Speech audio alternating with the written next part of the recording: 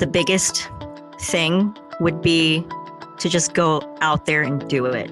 There is no right time.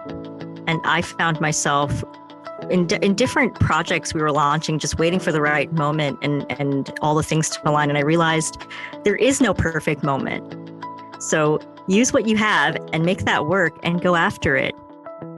What happens when Nurse-Centric Scrubs with a mission are born from the Harvard University Innovation Lab?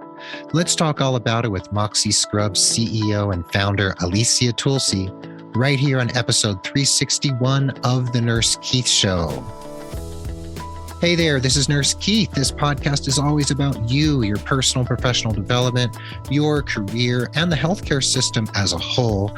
And I'm here to share education, ideas, very frequent diatribes, and informative interviews with some of the most inspiring people out there. And here's a very special request for members of the Nurse Keith Nation. If you find value in the show, please consider becoming a patron at patreon.com/Nurse Keith, creating now over 400 episodes, if you take into consideration all the bonus ones that have come your way along over the years. It costs a lot, and you can always listen for free, but you can choose to pledge as little as $2 a month to show your support. So head over to patreon.com/Nurse Keith to sign up as a patron. You can also support the show and Nurse Keith coaching by referring yourself, your pet, your family member, your colleague to Nurse Keith Coaching. And if you mention Moxie Scrubs and Alicia Tulsee or the show, you can get 15% off your first coaching package. The show notes will be at nursekeith.com/the word episode and the number 361. And we're here today with my new friend and friend of the pod, Alicia Tulsee. And she is the CEO and founder of Moxie Scrubs.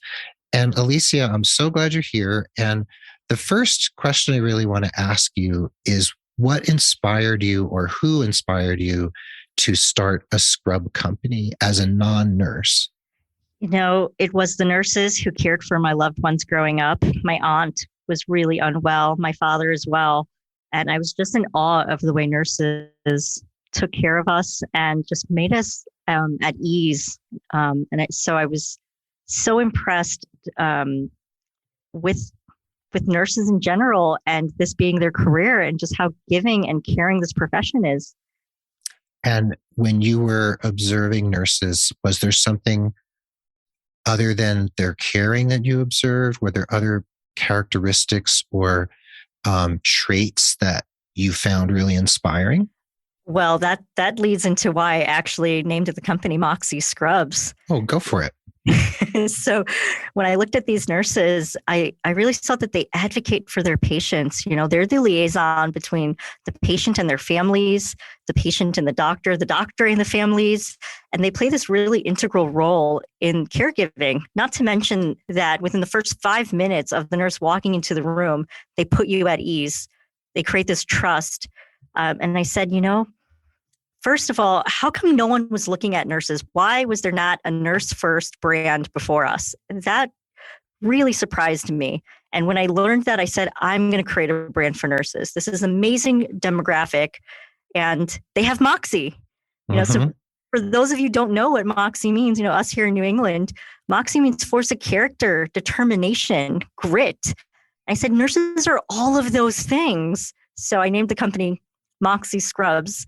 And we launched, or I had the idea in 2019, you know, shortly after the pandemic hit. And now everyone's seeing what I was seeing all along, that nurses play such a vital role in caring for us. And we saw that time and time again during the pandemic.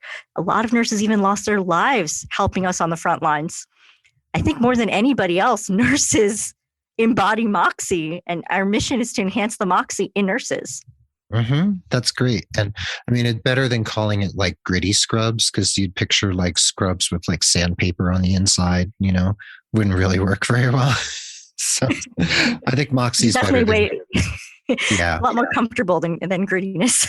Yeah, definitely better than gritty. It's like that would feel real uncomfortable. Moxie's great. I love it. And I'm from New England too. So I get the whole Moxie and grit idea. And it was 2019.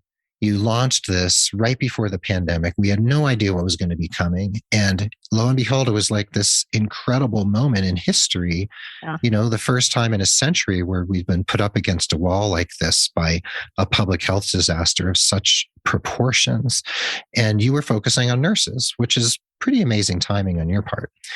So what does it mean to you or what did it mean to you to start a brand when you weren't a healthcare professional? So what did you have to learn in order to get this off the ground? What were some of the pieces that you were like, oh, I really need to understand this or that or the other thing? There was a huge intersection of a lot of experience I've had in the past. I worked originally in the music industry, creating communities around artists. I did a lot of nonprofit work in New York and advocating for worker rights and living wages and things like that. So I had that kind of grassroots background and passion to make a difference.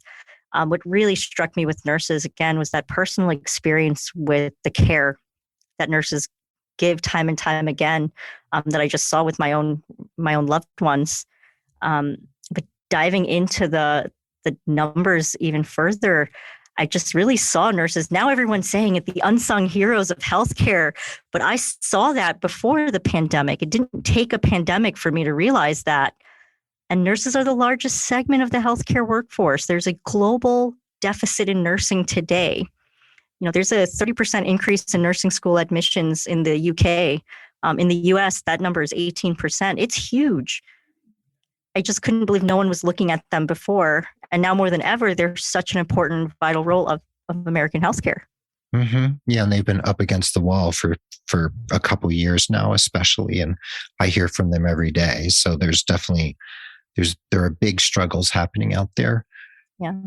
So what else makes your company different? You did mention to me that you call yourselves the first direct-to-consumer medical apparel brand for nurses.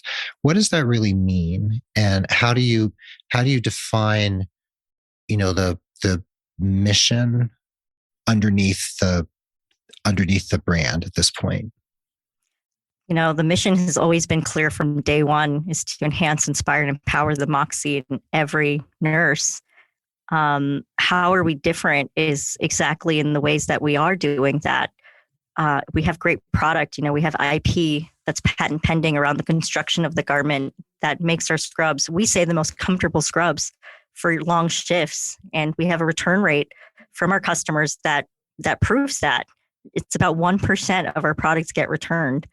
And about 40% of our revenue is repeat purchases from nurses, just like those of you who might be listening to the podcast today. Not only do we have a great product that's geared around the pain points that nurses face just from their uniform on the shift, we're, as a brand, we're more so than the first direct-to-consumer brand for nurses, we're actually the first lifestyle brand for nurses. So everything we do is about life on the shift and also off the shift. Because nurses are part of so many peer groups. They're so active in their communities. It's more than just I go and I show up to my job, I get paid, and I go home. Nurses go so above and beyond that. And this demographic is just so special in that they're drawn to this profession because they already have that altruism within them. So we have really pivoted to not just make great product, but be a beacon for nurse culture. And that's how we want to continue to grow as a brand, from focusing on nursing innovation, all from a grassroots point of view, down to creating a lot of content. We put out 3 blogs a week supporting nurses about the topics that they care about.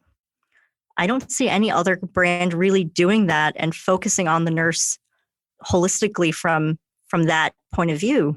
It's more like, here's some great scrubs, you should buy it, and here's the coolest new color. But it doesn't care about you, that nurse, and your soul, and why you're doing what you're doing, and why you get up every day to do that job, which has become front and center now with, as you mentioned, nurses have been up against the wall in the last 2 years. You're seeing a lot of nurses leave the profession, and that's not okay. It's, as a brand, we want to make that better. We want to make it better for the everyday nurse. And we want to create strong community among these nurses, whether it might be, I'm looking to change my career in nursing. Maybe I want to be a pediatric nurse instead of an OR nurse, you name it. We're building content to support you. We happen to have great product, but it's really about the nurse first. And we say it's finally about you because we mean it. It's you first. You're the superstar nurse. Yeah, I saw that on your homepage. It says it's finally about you. I like that. So you mentioned pain points for the nurse around uniforms and scrubs. So let's talk about that for a second. And I'm sure most every nurse listening will probably be able to relate at least to several of these. So what are a couple things? I know you can't give away any intellectual property. I'm not asking you to do that. But what are a couple things you heard that you were like, oh yeah, we definitely need to solve that problem? Nurses wanting to look respectable in their uniform. So fit was a huge factor. If the scrubs don't fit great, they're boxy, there's ill-fitting, they don't feel confident. And, a lot of nurses are in their scrubs for 12, 16, 18 hours, if you will. This is something that you need to feel really good about wearing. So that's one of the biggest pain points that we heard. The other was that we actually saw this statistic in the industry that 80% of medical apparel is purchased through brick and mortar retail channels. During the pandemic, it started to really pivot to a lot of third-party resellers online. But that's extremely inconvenient to the modern healthcare professional, and especially the modern nurse, because the modern nurse doesn't work a regular 9-to-5 job. So this means on your day off, you have to go to a uniform store and order your scrubs and then find the right fit and exchange it and then get it embroidered if you have to. This is really inconvenient to today's workforce. And what did you hear about, nurses often have to carry a lot of things, and pockets can sometimes seem flimsy for maybe the book or the electronic device or the other things you need to carry. So were you all taking that into consideration? Oh, of course. Nurses love their pockets. So we have pockets inside of pockets and pockets for your pens. And what's really great is we have a nice lighter fabric with a 4-way stretch, and it's also moisture wicking and breathable. So it moves with you. But the way we constructed the garment down from, how we make our patterns is so that the things in your pocket don't weigh you down and change that look and polished representation you want to have from your uniform. So, yeah. And you mentioned when you mentioned pain points, you also pointed out that nurse culture was really important to you. And we will talk about the nurses who've worked with you to develop the different products. But I'm curious, what have you noticed or learned about nurse culture? And is there anything that surprised you about it, or just was something that maybe wasn't what you expected at first? That's an interesting question. I think what really surprised me was how much trauma there is in nursing. Some of the statistics were really alarming. Like the likelihood of nurses being assaulted on the job is so much higher than other professions. True. Nurses having PTSD, not having healthy lifestyles. So a lot of nurses are actually overweight.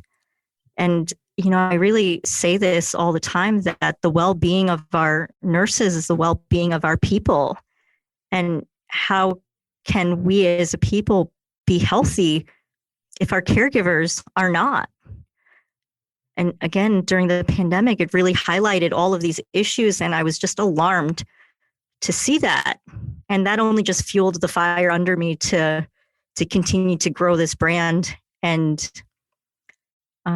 push our mission forward. There couldn't be a more pressing time for what our mission is, to support our nurses and each other.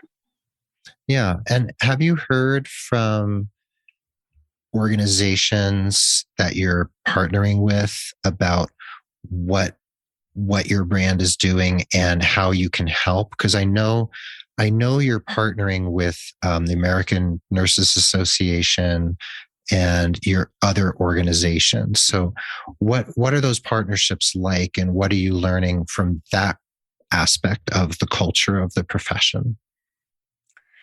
So many things.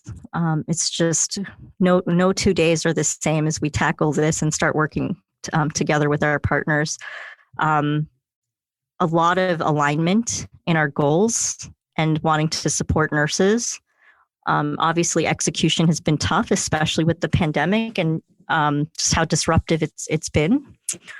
But it's been amazing that these organizations like the ANA, when we first connected, they said, finally, someone's putting the nurse first.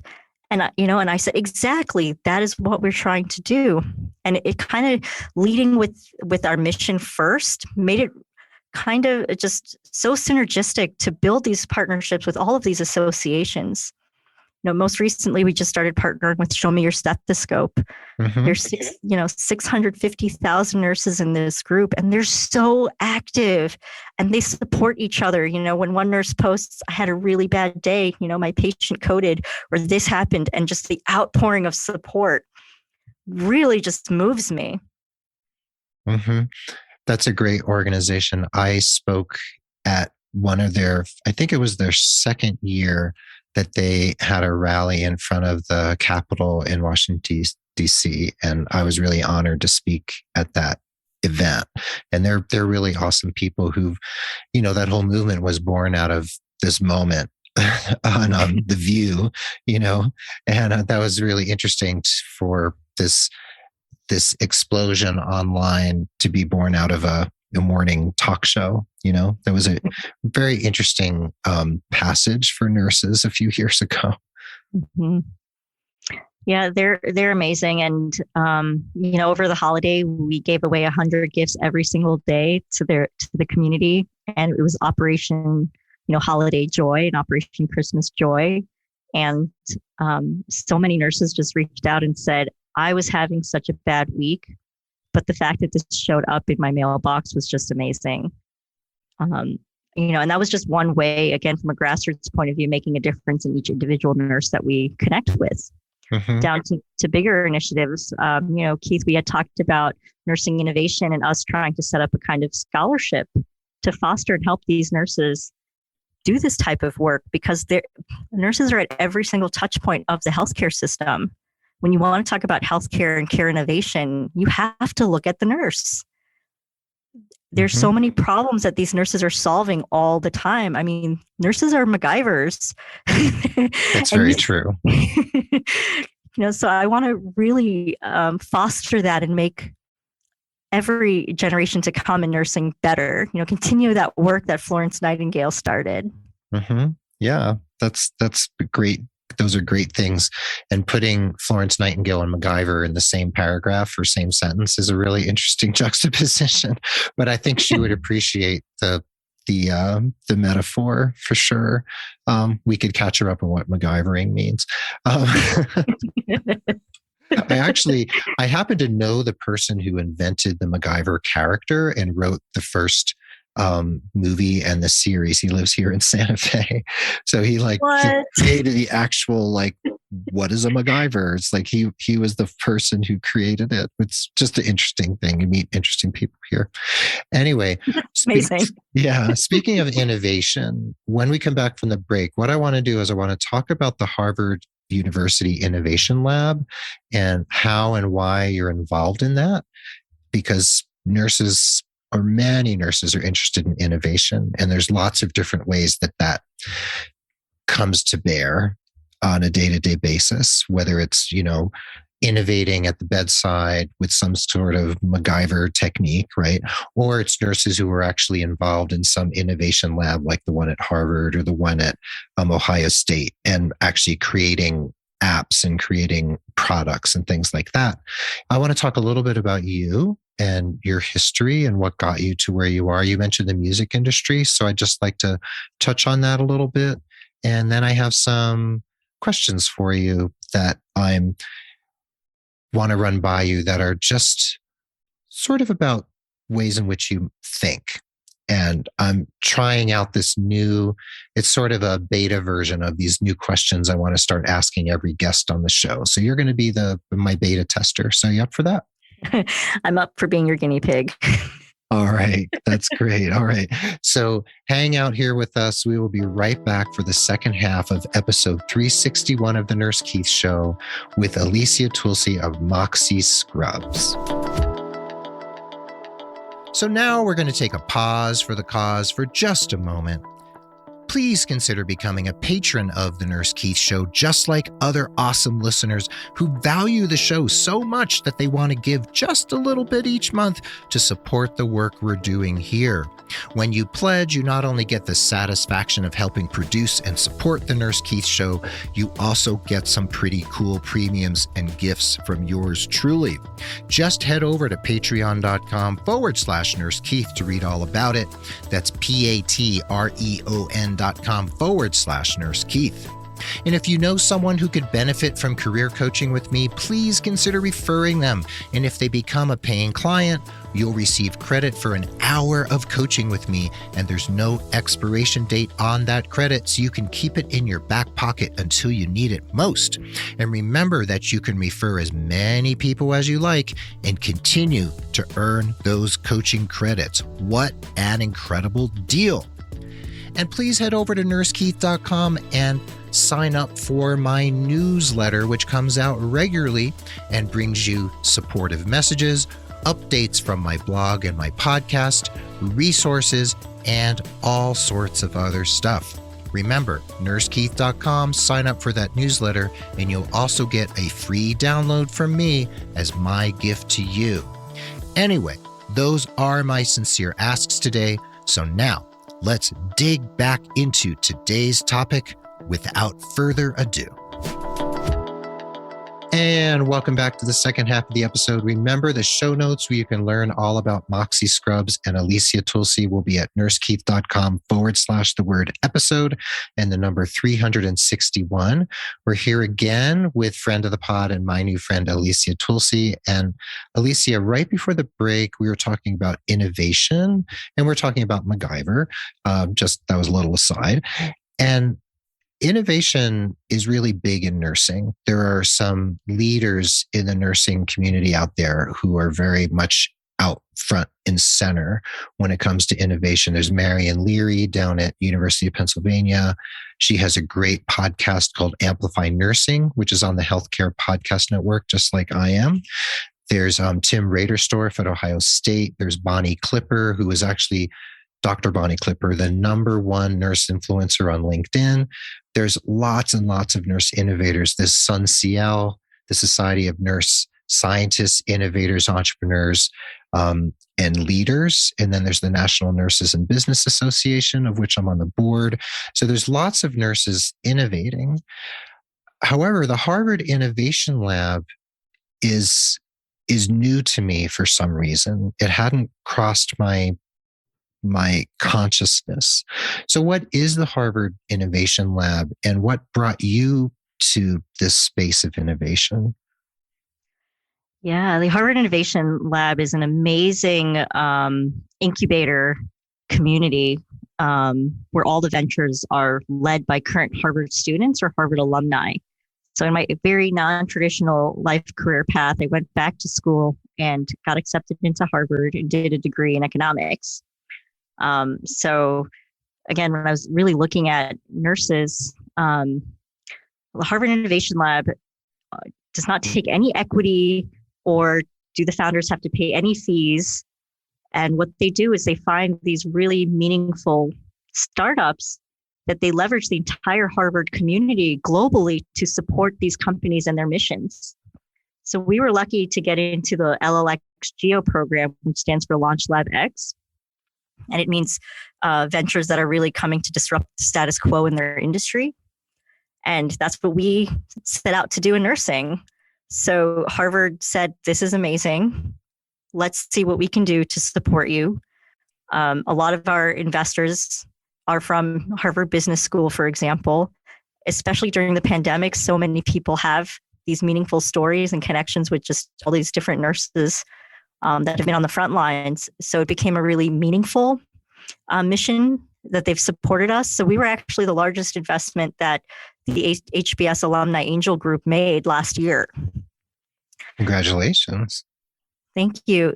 So, as a founder, especially minority women founder, woman of color, it's not easy to have access to capital. You see a lot of this now in the VC world where they're talking about founders with diverse backgrounds. Mm-hmm. Without let's see how I can say that. Without a facility like the Harvard Innovation Lab, it becomes really difficult for founders like me to have access to this type of capital and realize these missions and dreams of companies that we want to start. And it gives us access to the kinds of mentors that we wouldn't be able to have access to otherwise, from Fortune 500 companies, CEOs and executives, to the investment community, to angel groups, you name it. So it's been an amazing program and community to be a part of, to turn this dream and vision into an actualized company today, actual living, breathing mission that's happening. Mm-hmm. So the Innovation Lab has lots of other founders doing this type of meaningful work, disrupting their industries and bringing us together to support each other and help solve problems that might be very transferable from industry to industry, but very different within each company. But it's been... That's really fantastic. Yeah. Congratulations on being able to tap into that. And my brother, I think I told you, is a scientist leader at the Wyss Institute, WYSS at Harvard, and they spin off a lot of companies too. So it's sort of an incubator of its own. I've never been able to visit. I hope I can visit next time I come to Boston. But come visit us here at the Innovation Lab. We'll introduce you to some of the other teams here. I will. And one thing I want to say is, if you have any influence, I'm sure, you're one of many people there, but Harvard has a medical school, and I'm sure people at the medical school get involved in the Innovation Lab. What I would really like to see, and nobody really listens to me, but I would love to see a nursing school opened at Harvard where those students can access the Innovation Lab at Harvard and have that kind of capital behind them. So just saying, in case you're talking to the chancellor or, whatever, and you can say, hey, Nurse Keith said you should start a nursing school. Harvard School of Public Health actually launched a Nurses for Global Health leadership program. So awesome. Anybody part of that program actually can come to the Innovation Lab and join all the different talks, founder talks, workshops, you name it, and take their ideas to the next level. There's also something called the President's Innovation Challenge, where a lot of great foundations give reward capital to these amazing ideas. So I was really excited to see this was something recent that Harvard has started to make happen. So, of course, Moxie's working on building relationships with them and, again, taking nursing to the next level. So, and of course, they better use our uniforms. They better. Yeah. Well, thanks for letting me know about that. And that it's part of the Harvard School of Public Health, you said? Yes. That's really great. Okay, I'll have to look into that. Now, I wanted to ask you about your company in terms of the nurses you've worked with, because you've had nurses actually personally involved in the designing of each product in the product line. And I know the men's line is coming. We'll talk about that in a second. But what is the significance of the product names? Because I've looked at the website and I'm curious what you want to tell us about that. Oh my gosh, this is one of the most exciting parts of the business for me, is actually connecting with these nurses directly. So each design is named after the nurse who worked with us to come up with that design. So for example, we have the Ashley scrub top. This is actually Nurse Ashley here in Boston, who worked with our design team to come up with a really nice professional but fashionable top that's respectable, that she wants to wear. And I think there's nothing more powerful than nurses creating the scrubs that they want to wear with us. So our best-selling product has been the Justine Jogger. That was actually designed by Nurse Justine, again, here in Boston. She wanted a jogger that wasn't going to break the bank, that was versatile, and that was also athletic. Mm-hmm. And so we created the Justine Jogger with her and just went through so many iterations, and now best-selling product. And so every single design comes from that nurse who created the scrub that they wanted to wear, or that they want to wear. That's fantastic. That's great. I love how they each have the name of a nurse. That's really nice. And I mentioned the men's line. You said that a men's line is coming soon when you and I spoke last week. So has that been disrupted? Talk about disruption by the supply chain issues throughout the pandemic? Because I know you launched just in 2019.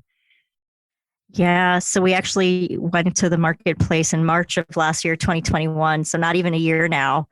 And we were supposed to get the men's collection last year, but with the pandemic, we were not able to execute, just with so many facilities being shut down with different COVID protocols, and their workforce being reduced significantly as a result.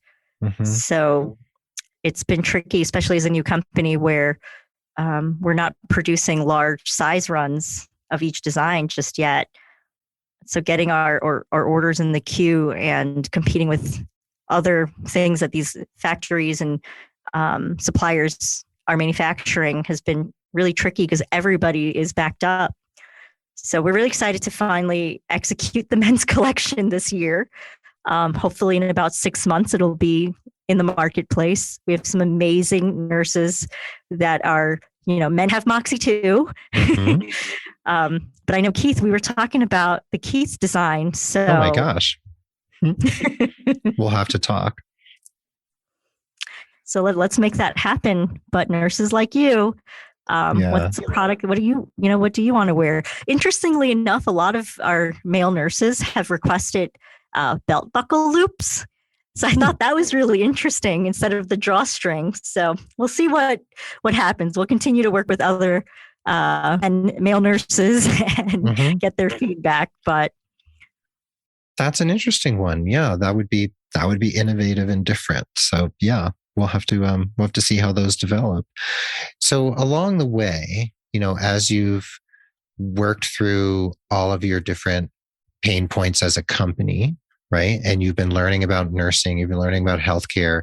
You've also needed to learn about manufacturing and all these different things, which a lot of nurses out there who've launched their own products have also learned, whether they're medical bedside products or apps or whatever. There's a lot involved in launching a company.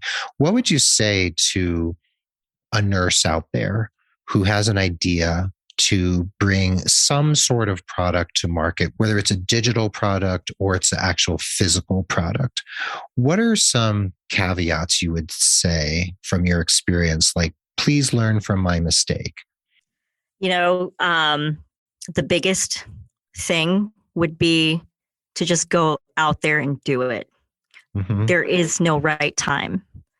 And I found myself in different projects we were launching, just waiting for the right moment and all the things to align. And I realized there is no perfect moment. So use what you have and make that work and go after it. But to that point, that's exactly why we want to put together this kind of innovation scholarship for nurses, because coming up with prototypes, building out your website, design, and you just name it, comes with costs. And a lot of our nurses have families. They have other expenses. So I know that little bit of help can really go far to get their innovation juices going and solve all these problems that they're seeing. That's a really good point. And, there are probably some amazing ideas out there rattling around in different people's heads, nurses' minds that are very keen and very geared towards critical thinking and problem solving. But when we're faced with this notion of starting a company, or how do I navigate social media, or how do I create a prototype? Where do I go to create a prototype? Who can I trust? So I think if Moxie can bring that forward and bring just a little bit of capital to nurses who would like to innovate and create something new, that would be a real amazing boon for the profession. So I hope you're able to do that. And just jumping backwards to your history, I just wanted to ask you, you said you worked in the music industry prior to this, right? I did. Yeah. More recently in my music career, I worked for Easy Star Records. Mm-hmm. So they're an American reggae label. Love just kind of the really positive message that comes out of reggae, Mm-hmm. and just really community and helping each other out. You can go to so many concerts, but you can go to a reggae concert alone. I don't think I would go to a metal concert alone. Mm-hmm. But you will make friends when you go to a reggae concert. Right. So right. I really loved working with the artists at Easy Star Records. I appreciate that. Yeah. And what's one thing you learned about innovation and forward thinking in the music industry that you were able to apply to what you're doing now? Is there something that you felt like you could bring forward? It's something that's dear to nurses. It's the power of connection and people. And what I learned from community in the music industry and the way artists support each other and fans support their artists, and what the artist stands for and what their music stands for is exactly the same for what so many of our nurses and healthcare innovators are doing.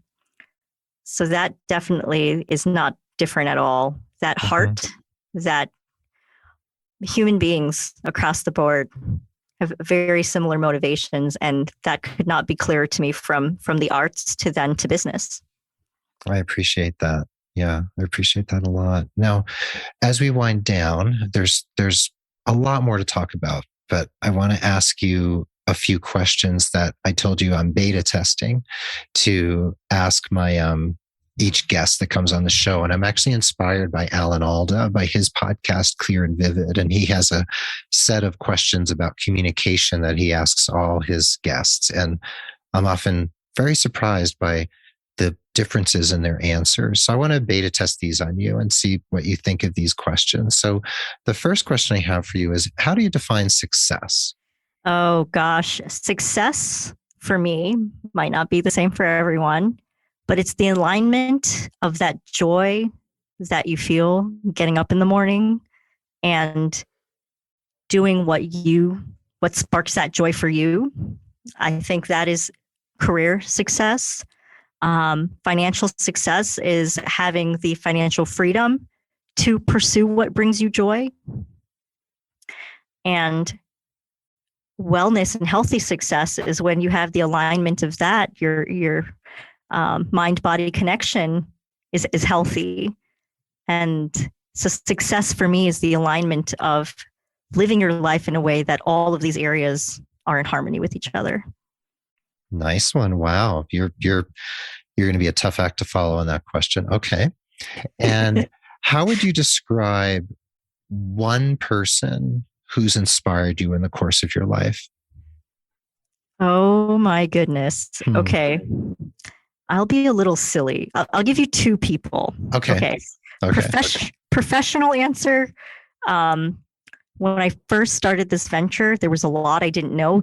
As you mentioned, supply chain, prototyping, raising capital. I didn't know any of these things, but listening to podcasts like yours, I learned so much from the podcast guests. And so one in particular, I listened to Guy Raz's podcast on repeat, like every single day. Oh, yes. How I Built This. Yes. Great podcast. Yeah. So that would be the professional answer. Good one. Just these stories. But the personal one, super fangirl of the Goo Goo Dolls since I was like 12 years old. All right. Awesome. So John Resnick has overcome so many hardships in his childhood, but still found this amazing career as an artist, doing what he loves and being really accessible to his fans and the community around the band. Mm-hmm. And I know that's a really silly one, but I wanted to say that because there's something to be said about being really true to yourself and, with the music that brings you joy and the things that uplift you. So to this day, when I'm having a hard day, I still put on a Goo Goo Dolls record. That's great. I think many of us have music from our earlier years that still holds resonance for us. And whether it's nostalgia or just a warm feeling, or just brings us back to some positive moment or memory in our lives or moment of empowerment, it's really important. So I appreciate that. And this is related to music because this has to do with creativity.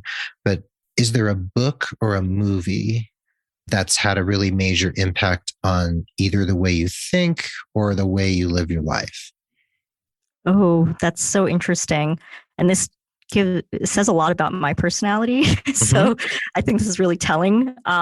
Favorite movie was Ever After with Drew Barrymore, the Cinderella story. Okay. I love the underdog.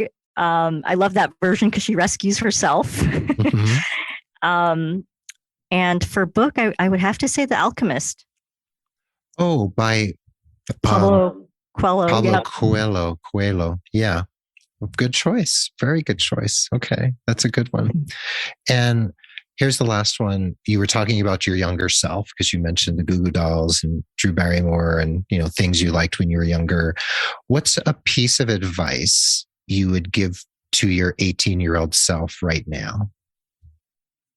If she would listen, let's just assume she might actually listen to what you had to say. Well, 18-year-old Alicia, I hope you're listening. She is. Go for it. It would just be, like I said, go for it. There is no right moment. Go for it. The world is your oyster and anything is possible. And funny enough, going back to the Goo Goo Dolls, what really shaped my paradigm that anything is possible was at 19 years old, I won a meet and greet ticket to meet the Goo Goo Dolls at one of their concerts. Wow, awesome. And I met John Resnick, and while I was on the line to get my photo taken with him, I had my guitar on my back and I looked so seen and cool that he actually stopped the line and spent about half an hour talking to me and getting to know me. Wow. Awesome. And to have your idol, since you were 12, now 19, give you that type of time and respect I walked away to this day with that motivation and inspiration that I can make my dream a reality like John Resnick made his. And meeting him made me believe and see that anything is actually possible. Not easy, but possible. Wow, this is great. Well, this was the beta test of these 4 questions, and you just slayed it. So that was really wonderful. Thank you so much for being my guinea pig. I appreciate that. You're so welcome. Yeah. Well, Alicia, thank you so much. You're amazing, and you've created something really, really special. And I'm so glad you reached out to me and that we've connected. And I look forward to meeting you next time I'm in Boston, maybe this summer. So thanks so much. And we look forward to everything that Moxie Scrubs will be doing in the years to come.